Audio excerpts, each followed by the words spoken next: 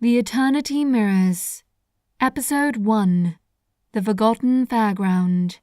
Written by Rachael Farrimond. Narrated by Emily Wilden. Part 4. Everyone seemed to move so fast around Nick. Chris hastily tugged the jacket back over Megan's eyes, but it didn't stop her screaming. Jacob came to help Chris restrain her. Imogen went on ahead, opening doors and clearing a path. The Shoners ran around the lab, pulling out pieces of equipment and strange-coloured vials of liquid. They flurried around Nick like a whirlwind. For his part, Nick was too stunned to feel he was any use to anyone. They all seemed to know their parts in this crisis. He felt himself get carried along with the tide, as everyone followed Chris and Jacob in the direction that Imogen had gone. "Don't touch her skin," Chris ordered Jacob. "Don't let her see where she is." "Gee, thanks, Chris," Jacob replied dryly. "That's not obvious at all." "Not to me," Nick thought to himself. They brought her into a large grey room. In the centre of the room was an old-fashioned hospital gurney. Nick thought it looked like it had come from an old Frankenstein film set. There were several ancient-looking machines in the room that he couldn't even begin to name. Imogen was by the gurney, undoing the buckles of leather restraints that were ready to secure Megan's arms and legs. There was another to go across her torso, and another for her forehead.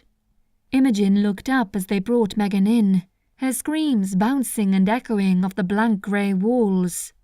Chris and Jacob heaved her onto the gurney and found a way to hold her still as Imogen strapped her down, making sure she did not touch Megan's bare skin.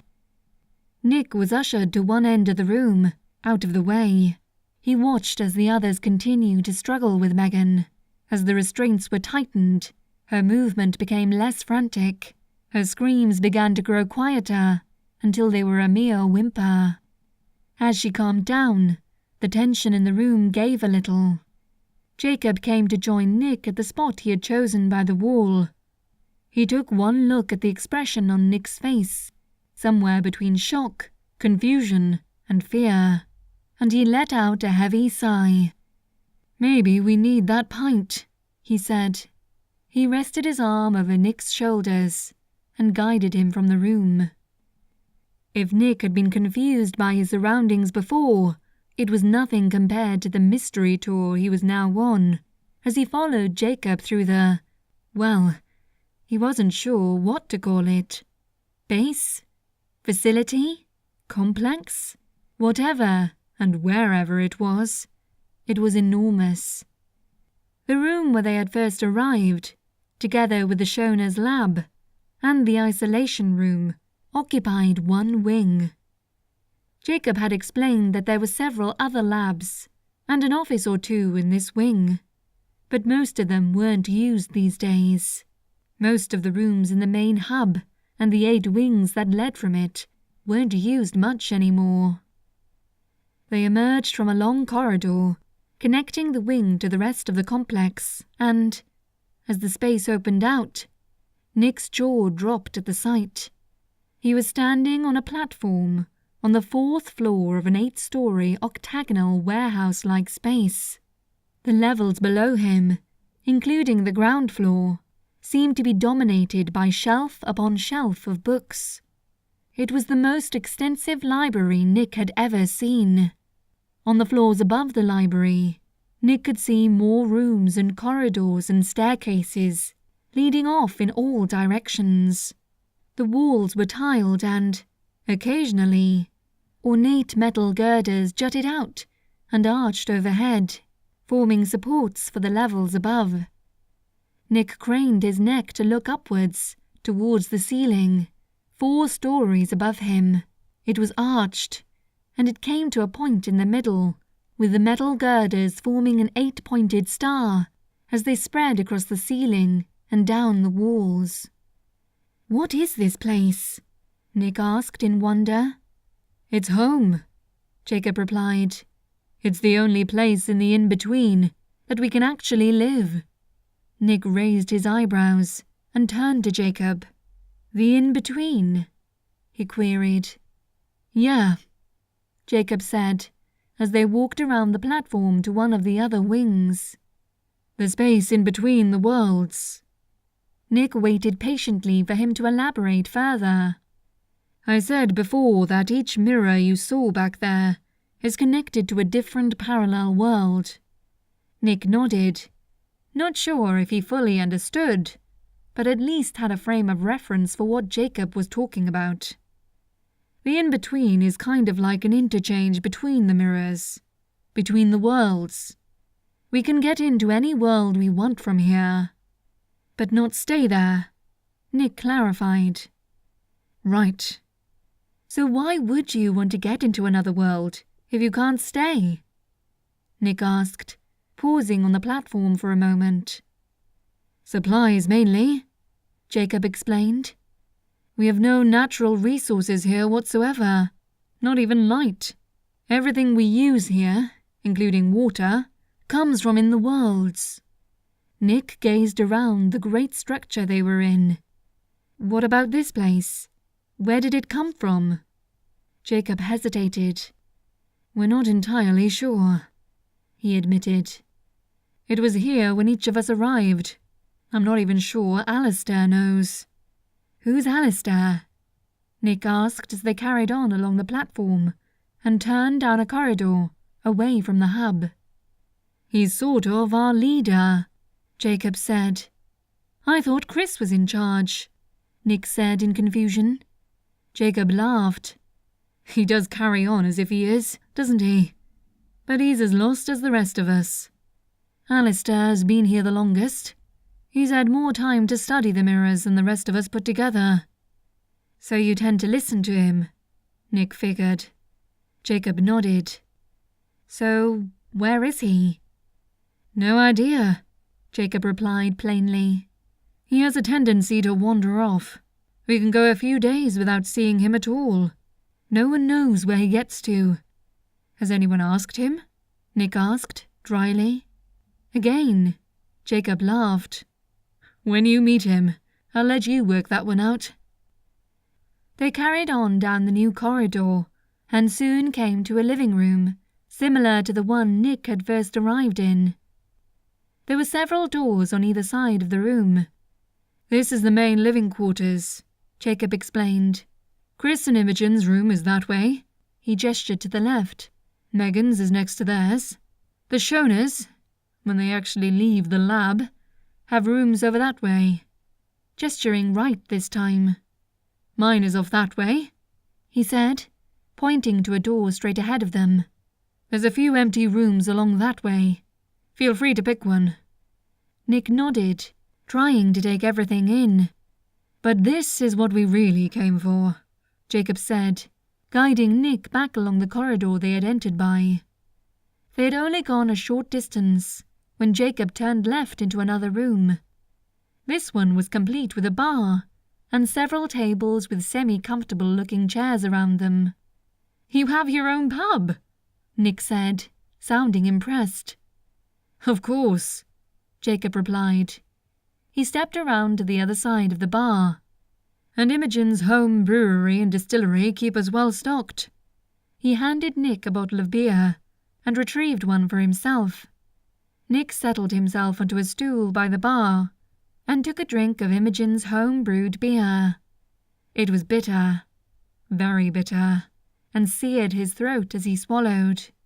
Nick coughed, feeling a slight light-headed tingle as it settled in his stomach. Whoa, he said after a second or two. I've had worse.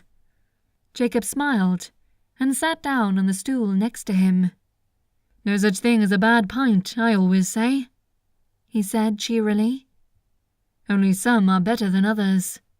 A silence drifted between them as they drank. Eventually, Nick spoke. Jacob, he said cautiously. What's happened to Megan? Jacob took another swig of beer and placed his bottle down in front of him before he replied. You remember that shadow that was chasing her? He asked. Nick nodded. Well, it looks like it caught up with her. Nick's mind raced back to the dream he had had, where he saw a shadow grab hold of her ankle as she disappeared through the mirror. Was that real? "It's inside her?" Nick asked. Jacob nodded. "How?" "The shadows aren't flesh and blood," Jacob explained. "They are, for want of a better word, energy. Or maybe negative energy. They effectively govern the in-between. It's their job to make sure the worlds stay separate and that nothing interferes with them." "Like outsiders," Nick replied. "I guess they don't like you guys too much." "Nope," Jacob said, taking another drink. "So they chase you around the place, and when they get you, what?" "They kill you," Jacob said, slowly. "Right now, that shadow in Megan is systematically shutting down her body. She shouldn't technically exist outside of a world. None of us should. So it is correcting the anomaly. By killing her." Jacob nodded. "Can we help her?" Nick asked. Jacob hesitated. "In theory we can," he said. "But this is really Alistair's area. If he was here, he'd know exactly what to do. I'm sure the Shoners will have some ideas up their sleeves, but—" He trailed off, clearly not wanting to dwell on the possibility of his friend's death. Nick didn't want to press the matter further, so changed the subject. "What's the deal with the Shoners, anyway?" he asked. Jacob let out a small laugh. "You haven't figured them out yet," he teased. Nick shook his head. He was fairly certain he wasn't going to figure any of this place out without help. "Well, they're not twins," Jacob hinted. "Yeah, that much I got. There are an infinite number of parallel worlds out there," Jacob explained.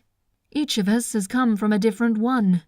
The Shoners just happen to be two different versions of the same person, from two different worlds." Nick was silent as this sank in. "They're the same person," he said slowly. "Yes." "No way." "I'm serious." "But they're so different." Jacob shrugged. "They made very different life choices. On the surface, they seem different, but there's a lot of similarities when you get to know them." Nick took several gulps of beer. He was getting used to the burn in his throat. "So there'll be different versions of me out there?" he asked.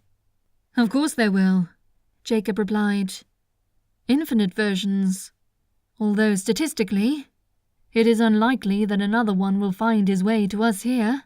The Shoners really are remarkable in that respect." Before Nick could respond, Imogen entered the bar. "I thought I'd find you here," she said. She looked worn out. The shadow-infested Megan was clearly stronger than she looked. "I'm glad we didn't disappoint," Jacob replied, raising his bottle to her in a cheers salute.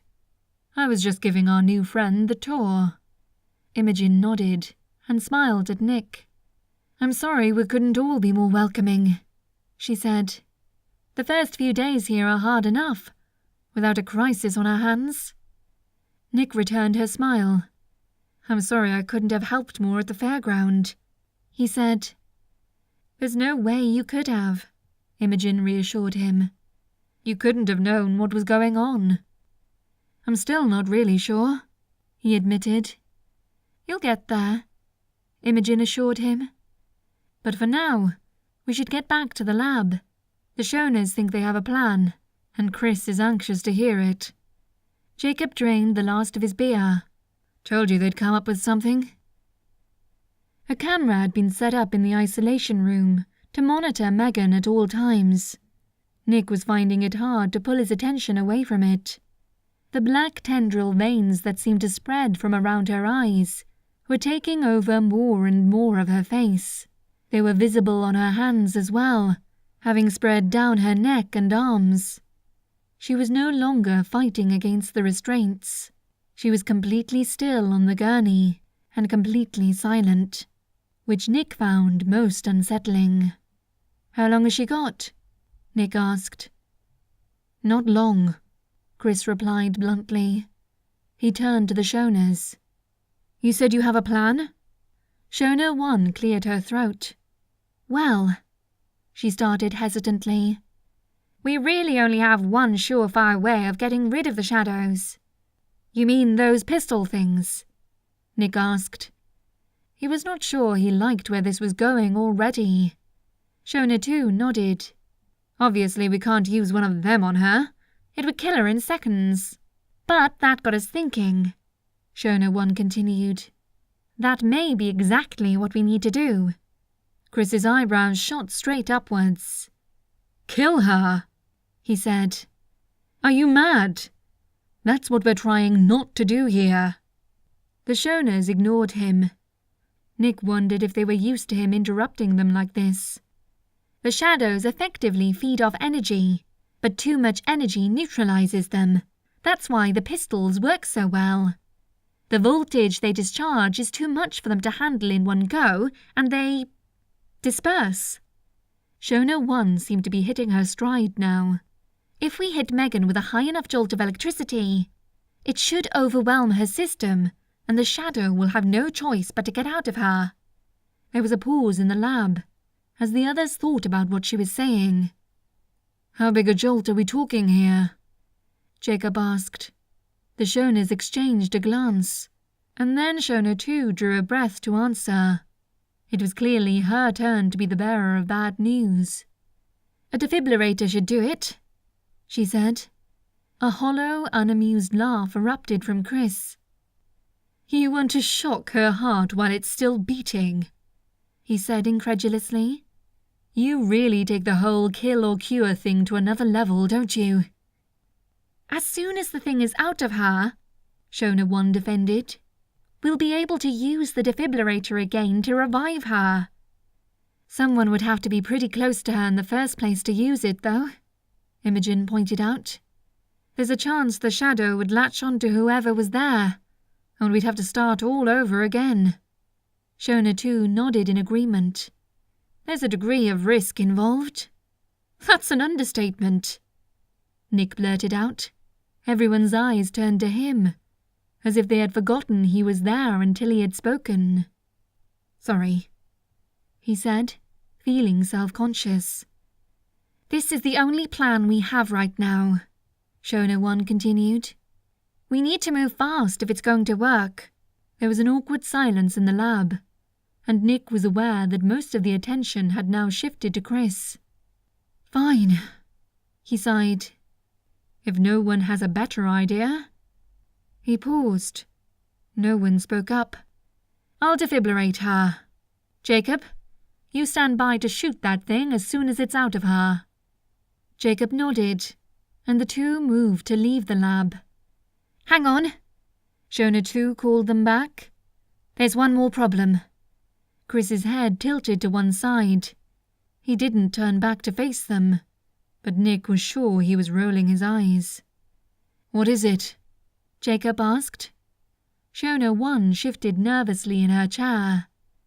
"We don't actually have a defibrillator here."